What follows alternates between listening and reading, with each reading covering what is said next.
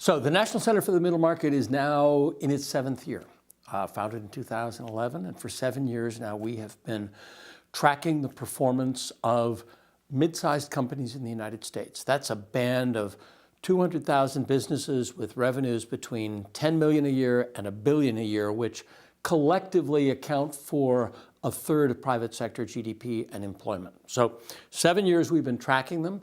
Every quarter we continue to track our middle market indicator with the most recent data, and every quarter it's the same extraordinary story.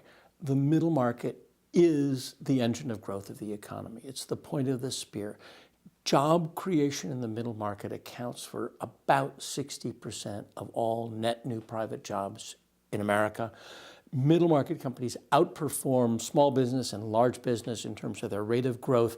It's the great unknown part of the U.S. economy. Most of these companies are private. There's not much news about them, and we're the only guys out there, A, studying their impact, and B, studying their needs, the things they need to do to perform even better than they're doing already.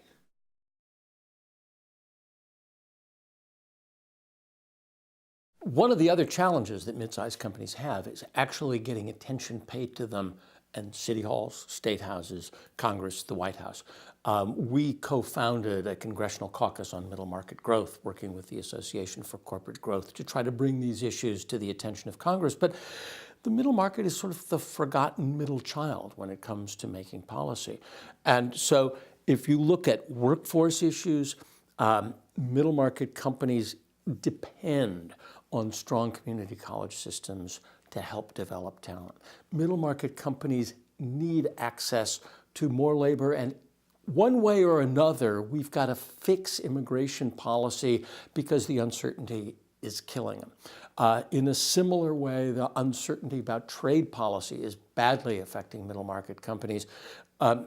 Middle market companies are often major suppliers to other companies. So they are links in supply chains, and trade agreements are important to their international growth.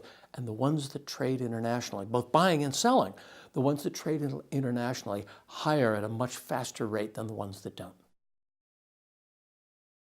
It's a wonderful mystery to think about why it is that the mid-sized company is such a dynamic company, or the middle market is such a dynamic cluster of companies. I like to think of them as occupying a sweet spot between resilience and runway. That is, they're big enough to take a licking and keep on ticking, but they're also small enough that they have a lot of opportunity to expand. You get to the high end and growth flattens out. The law of large numbers catches up with these companies, and big companies tend to grow sales more by acquisition than middle market companies. Middle market companies have plenty of room for organic growth and yet still have, as I said, the resilience to absorb a shock and not be completely knocked out by it.